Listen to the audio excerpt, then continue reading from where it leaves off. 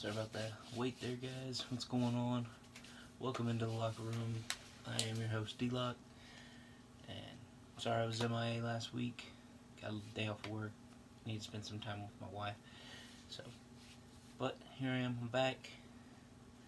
Gonna do a little recap show of our picks from yesterday, which were pretty interesting, as well as go through one of my favorite logos that I actually have in my collection.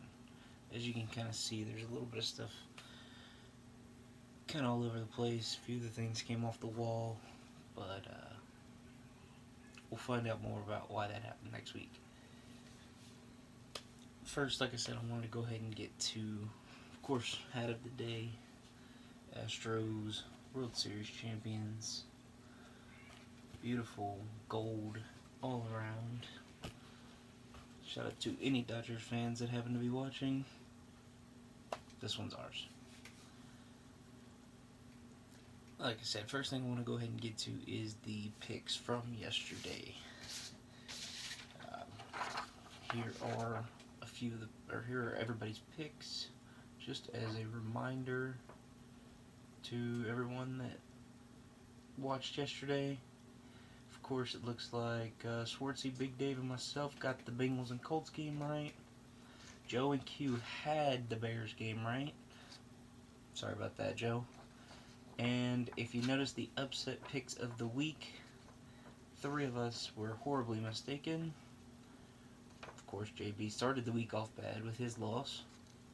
Swartzy ties like kissing your sister. Doesn't count. But Joe pulled off the upset of the week, and he got his 2 points. I'll keep this kind of updated for you guys throughout the season, so you guys can see where we all stand. I did actually get some new pickups, so I'm going to go ahead and start with those this week. I went over to Lids, took advantage of their buy 2 get 1 free deal. Got a couple new ones here. 3 that I've been kind of looking at for a little while now. One of them's pretty new, so I really wasn't looking at for very long, but definitely wanted to go ahead and grab it. Of course, when they came out with the leather Ultimate Patch collection, I knew I needed to go ahead and grab another Yankee one for the collection here. Of course, it's got the UPC sticker on there, the old Yankee Stadium commemorative patch, and it's got that leather around the logo there. And this is pretty cool too. Is instead of being, well, it actually is some part of it's sewn on, but it's got that leather patch for the New Era logo as well, and the leather Batterman on the back. That's actually a really nice one. I hadn't really looked at all the details. I liked it. The fact that they got all the detail in that leather patch, I think that's pretty cool too. But yeah, that's the first pickup. Excuse me. Second one is the home edition of the Texans sideline hat, the Defend series. That's right, the Defend at home, Attack on the road. I'll be grabbing the Attack one hopefully later in the season. I like the honeycomb material, kind of like last year's hats, but instead of that same material at top, it's the Shadow Tech with the metal eyelets there. So that one's pretty cool. Got the silver logo on the back, silver NFL shield. And I know they said that these were supposed to be jersey stripes. If any team has piping or stripes on their jerseys, that's what this was supposed to be. This is actually a pant stripe for the Texans. I know it just kind of varies on the team, but I think this one actually made a lot more sense because the curvature really wouldn't have made sense on this one. The Rams is the only one where the curve actually kind of really makes sense. But yeah, so like I said, that's the Defend series. And the last one here, as soon as I saw it, I knew I had to have it. This will be another show that comes up, but this is my favorite Astros logo of all time. Growing up in the 90s, you lived with, got to watch Bagwell, Biggio, the rest of the Killer Bees, all of them. That's why this hat was kind of special to me because it was almost like a throwback to the '90s. With a, even though it's for the championship, but it looks like the '90s colors. But I had to pick up this new retro stock that Liz just dropped. Got that navy bill. Got that open shooting star with the Houston Astros on it. Love the gold logo on the side there. Got the gold in the Batterman on the back. Got the blue eyelets and the squatchy there. And of course that retro classic tag. But yeah, the green under. That one was pretty cool. If you can tell, I mean, I still got stickers and tags and everything. None of these have been worn yet. That's usually the way mine go. It does have the white sweatband, which of course no collector really likes that kind of stuff, but if you're a true collector, you know how to clean those kind of things. And yeah, of course, all the tags look like the 90s tags. But yeah, so those are my 3 pickups of the week. Been a little bit of a hat drought, but definitely was happy to get this one. Where's this one made? Oh, okay. This one is made with imported materials in the U.S. I thought most of these were like Vietnamese or something like that, but that's actually pretty cool to get this one as made in the U.S. Alright, so if any of you guys are sports fans, which I know quite a few of you are, you know the Astros have been through logo changes a few times in their history. Of course, started out as the Colt 45s. Moved to the shooting star uniforms, the Jimmy Wynn days, good old toy cannon, blasting one off into the top of the dome. But after that was with the blue hat, skinny H, orange star. After that, they just kind of kept evolving, and finally they got to the what's now affectionately known as the Tequila Sunrise uniforms or the Rainbow uniforms. Either way. But when those hats originally came out, or jerseys originally came out, they were actually supposed to have a new logo. They weren't supposed to stick with the H and the star. It was a concept that came out. It was a shooting A star, basically. And the rainbow and everything to match. The first one that was done was white. It had the orange bill and had this logo that I'm about to show you guys. But to me, I wish they would have used this logo. As much as I love the 90s logo, I think this one could have been easily number 1. It's definitely creeping up on the blue and gold for me, just because you see it more than the actual logo that was used in the 90s. But let me see. Anybody in here with me here?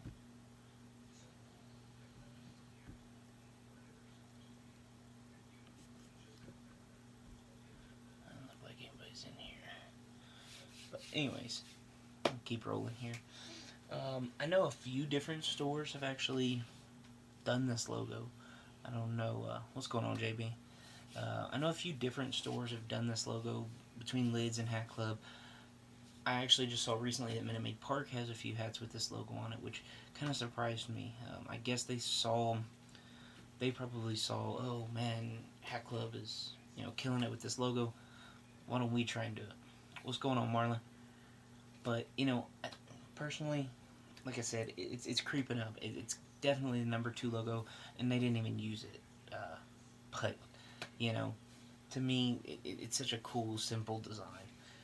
I'm missing 2 of them to complete the entire collection that's been produced so far.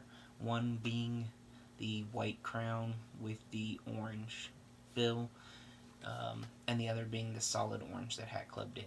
Of course, Hat Club does have both of those, so I'm going to try and pick those up, whenever I'm able to. But Minute Maid does have the white crown. Still got a few connections back in Houston that I might have to call in reinforcements to grab me one of those. But let me go ahead and start with the ones that I have here. The first one I picked up, I've pretty much beat this one down. I would love to get another one of these. This one is made in China. That was the only downfall about this one. And you can see the sweat stains in the tags and on the underbill, the gray underbill. That's that's kind of why this one looks like this. But This was from Lids back in about, I don't know, 2013, 2014. Love the logo. Flat stitching, that white star. I mean, all the colors on that orange really pop. Even the orange that's stitched on there, it pops. You got that navy bill. But again, it is made in China, so it's a little stiff. I mean, even though I've worn it and worn it and worn it and worn it, it's really stiff. Got the white flag on there. Again, because this was just a custom. Of course, it's always just a custom because they never actually wore it. But no Batterman on the back, as would have been right with the 70s. But yeah, I don't know. That was the first one I picked up, and I've loved the logo ever since. And then a while back, I guess it was probably right after. I was sometime after the World Series last year.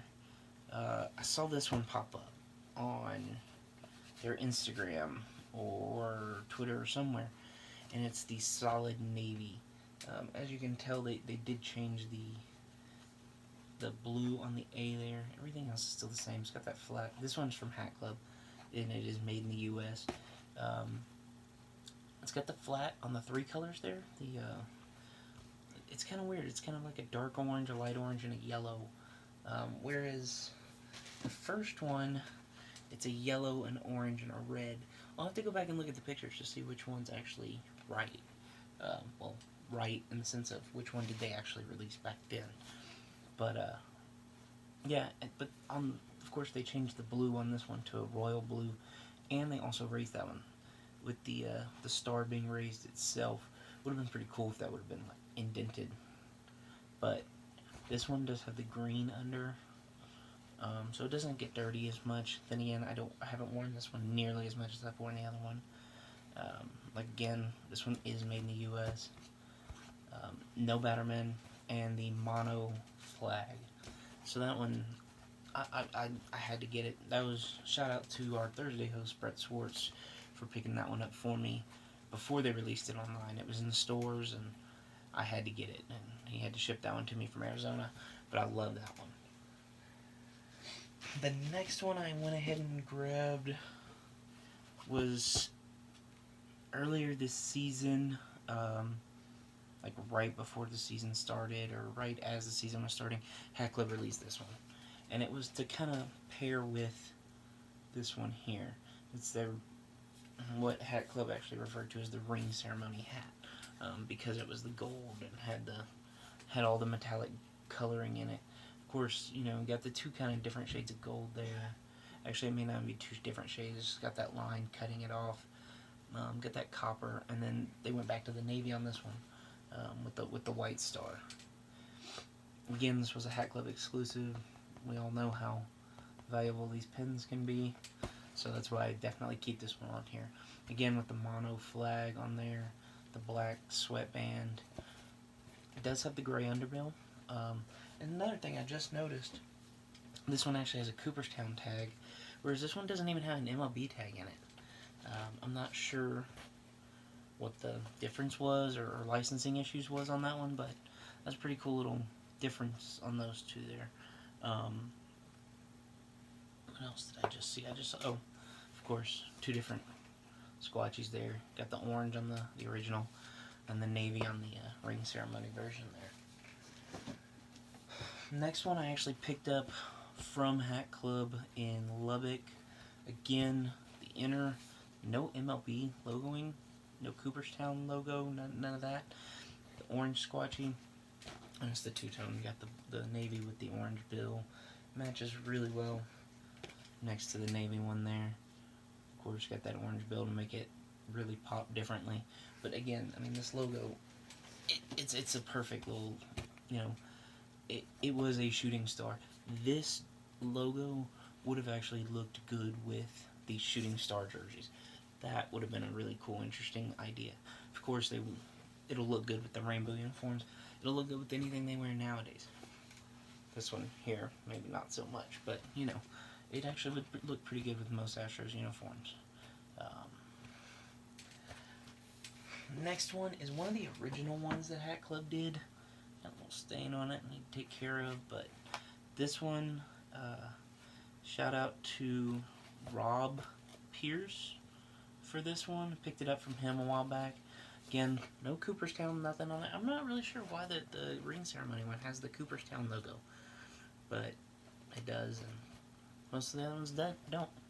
This was the TriColored one. This was one of the first ones they did a while back. It just got re-released about a month or so ago, but I searched for this one forever because I don't do white fronts very much, but I love this one, the TriColor. You know, got that little Oriole feel to it, but you know, the two-tone navy to orange was great, but the white just really lets the rest of those colors pop. I mean, you can just see every single stitch when it comes to the white front there. And of course, it's got the orange squatchy and the green underbill. Last one for you guys tonight. Let's see how far in are we here. I'm not really sure, but last one for you guys. It's actually the newest one that I've gotten in the collection.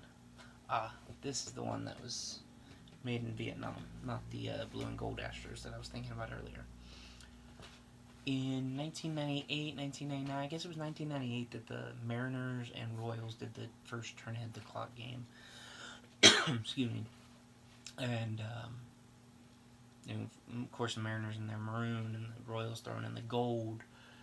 199, it was all but, I want to say 6 teams in the league decided to participate in that.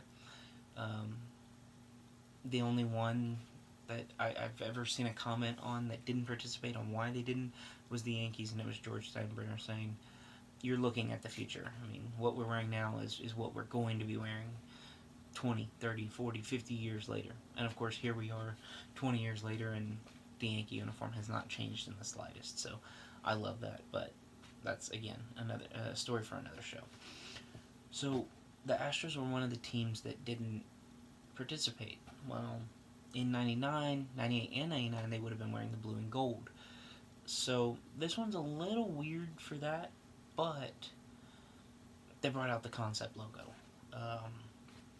This was done by Lids. The concept logo for the teams that didn't participate, they called them the Turn to the Future. So that's what this one is here. As you can see, it's the orange crown, it's got the blue bill, it's got the blue squatchy. No Batterman, as would be right for 1999 on field. Does have the Cooperstown Batterman on the back. I'm sorry, no Nera flag. But the Cooperstown Batterman, you can always tell the Cooperstown Batterman with the outer stitching on there. The cool thing about this one, as you can see, is it has the flip bill, meaning the bottom of the bill coming up over the top. Me personally, anything metallic silver, metallic gold, yeah, those are just really cool, little aspects of a hat. Yeah, it helps the authentic sticker kind of blend in too, but it's got that white sweat, man. Again, kind of made to look like what the 99 team would have worn had they worn something like this. But yeah, like I said, that metallic silver and the flip bill, that easily made this one one of my favorites in the collection. It is made in Vietnam, but it actually fits pretty well, not too boxy. So yeah, but yeah, that's the rundown on the Astros concept logo. If you get a chance, go find some of the pictures of the old ones. You'll notice that I know at one point the Astros did have the circle on the back of the jersey with the numbers, but this one had like the white circle and had this concept logo, which I'll go ahead and run through them again real quick. Again, this was the Lids release from like 2013, 2014, somewhere around there. It's the made in China. It's got that gray underbill, two-tone orange on top of navy. The Astros, the Hat Club ring ceremony version with the metallic stitching, gray undervisor. The solid navy with the green underbill, orange squatchy. The two-tone navy over orange with the orange squatchy and green underbill.